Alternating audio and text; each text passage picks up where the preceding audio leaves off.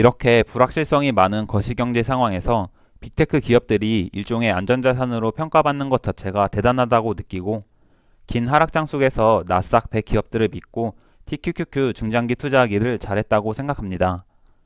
나스닥 100은 22년 8월 고점을 돌파해 52주 신고가를 기록했고 14,000포인트의 강한 저항 구간을 앞두고 있습니다.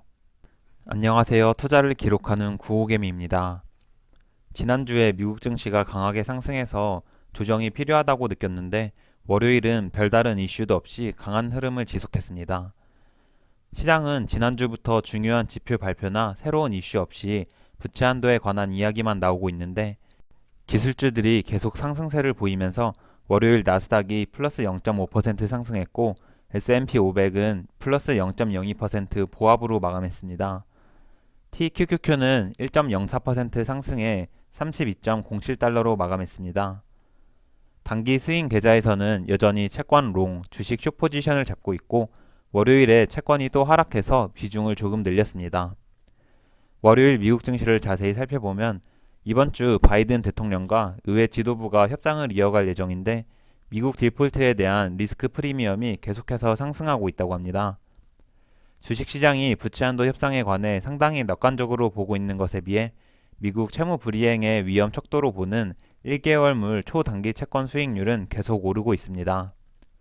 이렇게 초단기 채권 금리가 올라가면서 2년물, 10년물 국채 금리 등 전체적인 채권 금리를 끌어올리며 채권 가격이 하락하고 있습니다.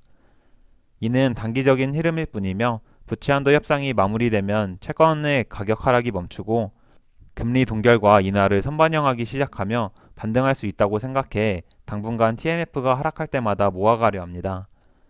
최근 잠잠한 은행 문제를 살펴보면 해치펀드들은 여전히 지역은행 주식에 숏배팅을 하고 있다고 합니다. S3 파트너스의 데이터에 따르면 5월 19일 기준으로 지역은행에 대한 숏 포지션은 21억 달러가 증가했다고 합니다. 최근 일주일간 지역은행 지수가 올해 들어 가장 큰 폭으로 상승했는데 이로 인해 해치펀드들은 약 11억 달러 규모의 평가 손실을 보고 있다고 합니다. 공매도 세력들은 지역은행들이 건전해지고 있는데도 계속해서 공매도 때리고 있고 웨스턴 얼라이언스 뱅크는 고객 예금이 증가하고 있는데도 불구하고 여전히 공매도 1위라고 합니다. 해치펀드들은 팩 웨스트 뱅코프, 웨스턴 얼라이언스 뱅크 이외에도 M&T 뱅크 등 다른 지역은행들도 계속 공매도 치고 있습니다.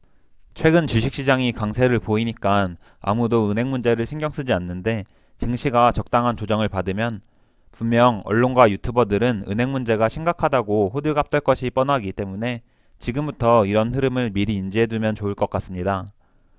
한편 지난주에 이어 월요일에도 연준 위원들의 발언이 쏟아졌습니다. 닐 카시카리 총재는 6월 금리 인상 여부에 대해 현재는 6월 금리 동결과 추가 인상 두 가지 선택지가 모두 접점인 상황이라며 몇몇 위원들은 금리 동결 가능성을 이야기했다고 합니다. 추가로 그는 이제부터 조금 천천히 움직여도 된다고 생각하지만 6월에 금리를 인상하지 않는다고 해도 인플레가 꺾이지 않는다면 7월에라도 금리 인상을 할 수도 있으니 너무 과해석하지 말라고 전했습니다. 메리 데일리 샌프란시스코 연은 총재는 경제가 너무 과도하게 긴축되지 않기 위해 균형을 잘 맞춰야 한다고 강조하면서 6월 FOMC 회의 전까지 나오는 데이터에 따라 금리 정책을 결정해야 한다고 말했습니다. 연준의 대표적인 매파 제임스 블라드 총재는 인플레이션의 하방 압력을 주려면 금리를 더 올려야 한다며 앞으로 금리를 50bp 정도 더 올려야 한다고 말했습니다. 채권 시장을 살펴보면 월요일은 별일도 없었는데 90%까지 올라갔던 금리 동결에 대한 전망은 다시 77% 정도로 내려왔습니다. 이처럼 6월 금리 동결에 대한 전망이 줄어들고 부채 한도 이슈로 인해 초단기 채권 금리가 상승하자 2년물 국채 금리도 지난주부터 하루도 쉬지 않고 오르고 있고 지난 3월 이후 두 달 만에 4.3% 위에서 마감했습니다. 10년물 국채 금리도 박스권을 돌파하더니 쉬지 않고 계속 올라 지난주 금요일 고점을 돌파하며 마감했습니다. 최근 시장에 새로운 이슈가 없는 상황에서 부채 한도 협상은 잘 마무리될 것이고 6월부터 금리 인상이 멈출 거라는 컨센서스가 생기며 불확실성이 줄어들자 빅테크 기업들을 필두로 증시는 계속해서 오르고 있습니다. 미국의 시총 1위 기업인 애플은 이제 22년 최고점까지 5% 정도만 남겨두고 있습니다. 월가에서는 잠재적인 경기 침체, 은행 도산 및 현재 미국 부채 한도 대치 상황에서 기관 투자자, 헤지펀드, 개인 투자자들의 안전 선호 심리가 거대 기술주들로 몰리고 있다고 합니다.